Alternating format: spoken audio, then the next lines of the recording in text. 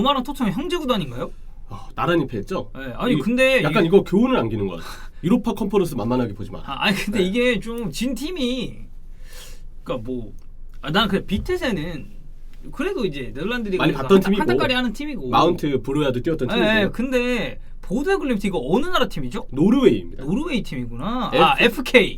이게 풋볼 클럽 아니야? 그럴 수 있어요. 네. 저 노르웨이 어느 잘 모르지만 아마 저도 잘 몰라요. 그럴 것 같아요. 왜냐면 노르웨이나 북유럽 쪽에 FK가 많거든요. 한번 찾아볼까? 이거다. 축구 클럽. 그러니까 풋볼 클럽이네 이게. 이거 발음이 어떻게 하지? 풋볼 클럽. 오케이. 자, 풋볼 클럽. 그건 클럽 아니에요? 죄송합니다. 제가 이 언어를 방금 전에 배워서 네. 풋볼 클럽이라는 뜻으로 이 노르웨이어로 이제 FK가 붙는다 하더라고. 왜 모이데도 그래서 FK 모이데 이렇게 한 걸 기억하고 그런 것처럼 레전드. 그렇죠. 자, 그래서 이 보데글림트라는 팀이 로마를 무려 6대1로 잡았습니다. 아니 제가 이제 올 시즌에 로마 경기를 좀 했어요. 맞아요. 컨퍼런스 2경기 들어가셨죠. 지금은 이게 이제 바이패스로 돌아가가지고 현지 해설로 이제 바뀌긴 했는데 그쵸. 제가 이제 그 체스카 소피아라는 경기를 했고 그리고 이제 그 전에 뭐 언제지? 기억이 그 루안스크랑 이제 경기를 또 했는데 조리아 루안스크랑 사실 로마가 그런 약팀들을 상대로는 되게 좋았거든요. 그리고 축구 내용 자체도 저는 상당히 좋게 봤고 근데 나는 오늘 아침에 일어났는데 일단 제일 먼저 확인한 거 페네르바체 네. 두 번째가 이제 토트넘. 근데 씨발 토트넘 졌네. 그리고 세 번째로 본 게 로마인데 로마. 1대6으로 이거 완전 찌발렸더라고. 보니까. 완전 크게 털린 거예요. 네, 진짜. 그래서 좀 놀라웠잖아요.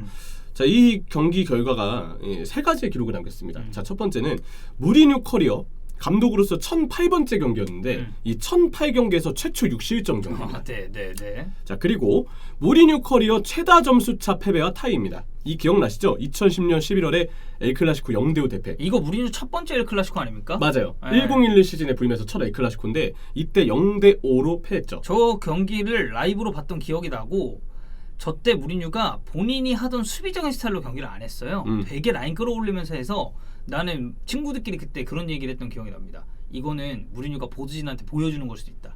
당신들이 원하는 공격 축구 이런 식으로 노빠꾸로 했다가는 이 꼴 나니까 내가 하고 싶은 대로 팀 꾸려보겠다. 그럴 수 있죠. 네, 그 얘기를 했었던 기억이 나네요. 그래서 점수차가 너무 컸습니다. 그쵸? 0대5 패배. 그러다 보니까 이 최다 점수차 5골차 패배가 또 나왔다는 점, 이 타이라는 점에 어떤 기록이 쓰였고 7년 전 10월 21일경에 거의 딱 7년 전이네. 챔피언스리그 로마는 바이에른 뮌헨에게 1대7로 대패를 했습니다. 예. 그리고 좀 비슷한 시기에 똑같은 매치데이 3에서 또 한 번 1대6에 대패를 당하고 말았죠. 네. 이런 어떤 기록 세 가지를 남기고 있고요. 자, 패배 이유는 역시나 로테이션에 있습니다. 일단 로마가 기존 리그 일정을 빡빡하게 소화했던 선수들에게 휴식을 줬고 주말 나폴리전에 데뷔한다는 의미에서 로테이션을 가동했어요. 그래서 이 경기는 2군 선수들 내비는 유스 주축으로 선발들이 대부분 꾸려졌습니다. 근데 이게 막 또 완전히 선발 라이너, 그러니까 주전 선수들이 빠졌다고 보기는 몇 명은 좀 들어가 있지 않았나요? 1.78군? 왜냐면 1군에서도 모습을 아예 안 비춘 선수들만 있었던 건 아니니까. 그렇죠. 엘샤라베이 선수의 경우는 아예 지난 유배전에도 좀 교체를 나왔었고 했었었고 네. 뭐 그러면서 1군 모습을 좀 비췄던 선수들 중에는 뭐 쿰블라 그리고 이제 비아르 괜찮더라고. 디아와라. 네. 근데 이 세 명 중에 저는 개인적으로 비아르만 괜찮게 봤어요. 왜냐면 그리고 디아와라는 이 너무 단점이 뚜렷하고 그러니까 디아와라가 굳이 이제 따지면 뒤쪽에서 약간 조르지니를 노리거든요. 맞아요. 이게 패스 좀 이렇게 주면서 그러니까 창의성이나 이런 걸 기대할 수 있는 건 비아르밖에 없고. 그리고 개인적으로 좀 놀랐던 거는 쿰블라인데 쿰블라가 A매치 때 되게 잘했어요. 그때 쿰블라가 그리고 앞선 경기 로마에서 저는 그렇게 나쁘게 보지 않았어요. 그러니까 그래서 쿰블라 뛰는 거 보면은 이번에 A매치 다녀왔을 때 쿰블라가 알바니아 대표팀에 차출돼가지고 알바니아와 폴란드 그 경기 지연됐던 경기죠. 그러네. 네, 근데 그때 레반도프스키한테 1대1 수비를 진짜 잘 걸어가지고 쿰블라가 좀 준비가 됐구나 이렇게 성장을 하겠군 했는데 레반도프스키 막는 게 더 쉬웠는지 이 경기에서는 너무 부족했어요. 보데글림트가 레반도프스키보다 좋은 스타일 그런 거 같아요. 야, 레반도프스키 여기 와서 증명해라 약간 이런 느낌처럼. 노르웨이에서 증명해야 된다. 그러니까 좀 놀랐어요. 이러지 않았는데 바로 바뀌어버리니 약간 이런 생각이 들었고 그리고 이 1군 비쳤던 결국 쿰블라와 디아와라도 아쉬운 모습. 비아르는 그래도 물론 비아르도 뭐 잘했던 경기라 하기는 팀의 결과 때문에 좀 무리는 있을 수 있어도 전진 패스를 그래도 유일하게 뿌려줬던 건 비아르였다고 생각해요. 거의 뭐 10번 롤을 또 할 수 있는 선수니까. 그랬던 어떤 느낌이 들었고 백업 풀백 칼라피오르와 레이놀즈도 느리고 공수 전환의 속도를 못 맞춰가는 모습이 있었기 때문에 뒷공간은 너무 많이 털렸습니다. 네. 그런 부분에서 불안점이 있었던 선수들이 많이 나왔어요. 물론 이제 교체로 나왔던 크리스탄테, 미키타리안, 펠레그리니 등은 1군의 주축 선수들이고 펠레그리니는 뭐 핵심 오브 핵심이고 솔직히 로마 팬분들은 1대 6의 대표도 대표지만 2점에 더 비난을 하실 것 같아요. 왜 주전 선수들 후반전에 일찍 썼냐? 쉬게 할 거면 차라리 그냥 다 쉬게 하지. 어차피 좀 이럴 거면 물론 이제 무리뉴 감독의 선택이 이건 결과론적인 판단이기 때문에 그치? 선택이 이해가 안 되는 건 아니지만 네. 나폴리전을 생각해서 정말 장기적으로 리그를 대비하는 거라면 결과적으로 이들이 어느 정도 경기를 뛰었던 점은 로마 팬분들이 느끼기에 아쉬움이 클 것이다. 이거는 비판이라기보다는 그냥 아쉽다라고만 정리를 하겠습니다. 네. 이들이 나와도 비주전과 주전들 간의 합이 맞을 리가 없었고 경기를 바꾸기에는 역부족이었어요. 네. 그래서 결국 대패 결과를 피하지 못했고요. 경기 후 컨퍼런스에서 무리뉴 감독이 이런 얘기를 합니다. 라인업을 결정한 건 나다. 책임은 나에게 있고 인터뷰 깔끔하네. 추운 날씨와 인조구장 이게 이제 인조잔디를 쓰고 맞아요, 있었기 때문에 맞아요. 인조잔디에서 경기를 하는 데다 열심히 해온 선수들에게 기회를 주겠다는 취지에서 로테이션을 돌렸다. 아마 리그 주전 선수들이 뛰었을 때 부상 위험도가 있다라는 그렇죠. 얘기를 한 것 같아요. 네. 그래서 이전까지 고생해준 선수를 쉬게 하도록 결정했다라고 했고 내가 항상 같은 라인업으로 경기를 준비할 수 있다면 그렇게 하고 싶다. 그리고 이 스쿼드의 한계를 알고 있지만 좋은 결과를 기대했다. 하지만 우리보다 더 열심히 뛴 상대팀에게 졌을 뿐이다. 이제 내가 왜 항상 같은 선수를 사용하는지 왜 로테이션을 안 하는지 누구도 묻지 않을 것이다. 그러니까 이거는 결국 그런 얘기네. 주전과 비주전 간의 격차가 있다. 좀 있다. 그게 이제 스쿼드의 한계라는 표현을 사용을 하면서 좀 간접적으로 얘기를 한 거고. 그래서 리그에서는 앞으로 주전 선수들 위주로 갈 것이다 라는 걸 예고했다는 생각이 들어요. 네. 그래서 이 인터뷰는 좀 한번 살펴볼 필요가 좀 있었고 자, 두 번째 이제 이 팀의 패배 이유. 첫 번째는 로테이션이었고 두 번째는 노르웨이 원정의 어떤 변수가 있습니다. 일단 이탈리아에서 노르웨이까지 약 3,700km 정도의 거리의 이동 거리고 스칸디나비아 반도까지 올라가야 되니까. 이 정도면 되게 먼 거죠. 뭐 그렇죠. 거리가 꽤 있죠. 비행 거리도 좀 상당할 것 네. 같고 노르웨이 보데 지역 특유의 추운 날씨와 강풍이 있어요. 경기 시간 기준으로 날씨를 보니까 영상 2도입니다. 이건 로마랑 좀 기온 차이가 많겠네. 지금 우리나라가 새벽 시간 그리고 우리 이제 새벽 중계 끝나면은 그러면 한 3, 4도 이래요. 네, 오늘 아침 2도였대요. 우리가 아침에 나오면 한 6시, 7시 이때 나오잖아요. 춥거든. 엄청 추워요 그때. 그래서 이 2도 날씨를 경험하게 요새 되는데 패딩 입고 다녀. 그럴만해요. 근데 이 2도 날씨에서 이 로마 선수들은 뛰었던 거예요. 게다가 요즘에 이탈리아 로마 날씨 보니까 18도에서 21도로 왔다 갔다 하더라고요. 지금 딱 그럴 때죠. 원래 짝 그쪽이 선선하고. 제가 이거보다 조금 전에 로마를 갔었어가지고 아마 거의 비슷할 거예요.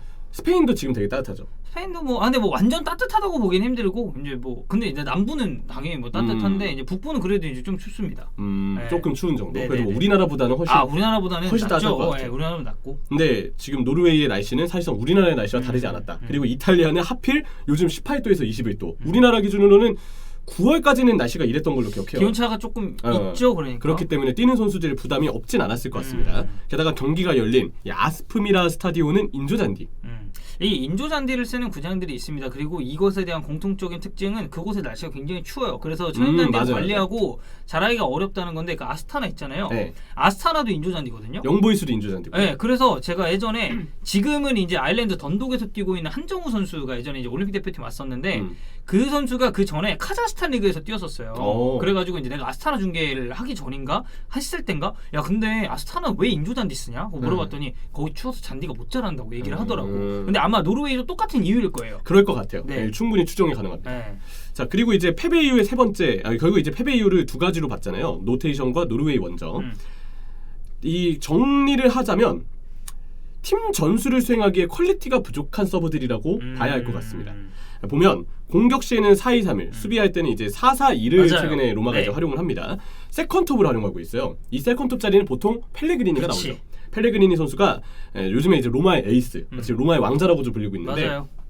4-2-3-1 기준으로 세컨톱, 그러니까 사실상 투톱처럼 올라갑니다. 그래서 이 팀의 시스템은 4-4-2처럼 비춰질 때도 많은 편이에요. 그리고 또 한 가지는 한쪽 풀백을 되게 올려서 쓰는데 주로 왼쪽 풀백일 때가 많습니다. 지금 나 칼라피오리였나요? 오늘역이요? 오늘 경기 칼라피오리 그랬었죠. 네. 그래서 왼쪽 풀백이 보통 전진하는 경우가 많다라는 점, 한쪽 풀백이 전진하는 경우가 많은데 이 전술을 수행하기에 서브 선수들은 사실 문제가 좀 있습니다. 일단 중원 간격이 이 전술의 단점은 좀 벌어진다는 거거든요. 네네. 아무래도 펠레그리니가 세컨톱으로 가 있고 그 아래쪽 볼란치하고는 그래서 간격이 벌어지기 때문에 수비적인 밸런스를 잡기 위해서는 중앙 미드필드 2명이 본인 선수 혼자가 넓은 공간을 커버할 수 있어야 돼요. 그러면 활동량이 좀 있어야 된다는. 미드필드에게 이제 요구가 되는 거는 기동력이죠. 네. 근데 그 기동력을 만족스럽게 갖추고 있는 선수는 로마의 스쿼드를 봤을 때 제가 볼 땐 베레토밖에 없어요. 그치. 그리고 지금 계속 이제 얘기하는 게 베레토 파트너 베스트로 누구 쓸 거냐. 맞아요. 이 얘기를 하고 있으니까. 그래서 베레토만이 기동력을 발휘할 수 있는 유일한 자원이라는 점에서 이 전술을 수행하기에 사실 주전 조합만 보더라도 중원의 기동력 문제는 지금 노마가 좀 걱정을 해야 되는데 네. 이 경기는 안 그래도 이런 상황에 서브들까지 나왔기 때문에 훨씬 더 중원 기동력과 넓은 간격 사이사이의 문제가 좀 더 드러날 수밖에 없었다는 네네네. 생각이 들어요. 두 번째는 역시 좌우 풀백의 문제인데 주전 풀백이 아닐 경우에는 풀백 퀄리티가 떨어지기 때문에 전진과 복귀를 모두 해내기가 쉽지 않습니다. 네. 게다가 이날 나왔던 칼라피오리는 제가 보기에는 발이 굉장히 느려 보였어요. 근데 칼라피오리가 또 앞선 경기에서는 괜찮았거든요. 그렇죠. 근데 이제 오늘 경기에서는 좀 실망스러운 폼을 보였습니다. 저도 그래서 조금 더 길게 보고 싶기는 한데 어쨌든 이 경기에 칼라피오리의 기동력은 분명 문제가 있었다. 그 로마 팬들은 칼라피오리를 좋아할 수밖에 없는 게 이 선수가 로마에서 태어났고 로마 유스 출신이라서 조금 더 잘하길 바라는 마음도 있을 거예요. 어린 나이의 선수이기 때문에 좀 기대를 해야 되고. 맞아요. 그래서 저는 이 선수가 이 경기에서만 문제가 좀 드러난 거였길 바랍니다. 이후의 경기들은 제가 막 보진 못했던 기억이 있는데 좀 더 좋은 모습을 보여줬으면 좋겠고 이 경기 패배는 확실히 그래서 서브 선수단의 문제라고 생각이 들어요. 하지만 로마의 전술도 좀 길게 봤을 때 이 아까 얘기드렸던 중원 간격의 문제 또 좌우 풀백의 부담이 많아진다는 문제까지 보면 이 중원 기동력이 좋은 팀 아니면 속도가 빠른 팀 또 아니면 측면 활용 잘하는 팀에게는 조금 불안할 수 있을 것 같아요. 불안할 가능성이 있다. 왜냐하면 중원 기동력이 좋은 팀한테는 간격 사이사이가 문제가 되면서 지적을 받을 수가 있고 속도가 빠른 팀에게는 마찬가지로 간격 사이사이에 역습을 허용하면서 위기에 놓일 수도 있고 측면 활용 잘하는 팀은 중원 사이사이 간격을 로마가 의식하면 수비시 횡간격을 좁히는 선택을 할 수밖에 없거든요. 근데 횡간격을 좁히면 선수들이 너무 한쪽에 쏠리거나 중앙에 몰리기 때문에 측면 쪽 공간에 내줄 수가 있어요.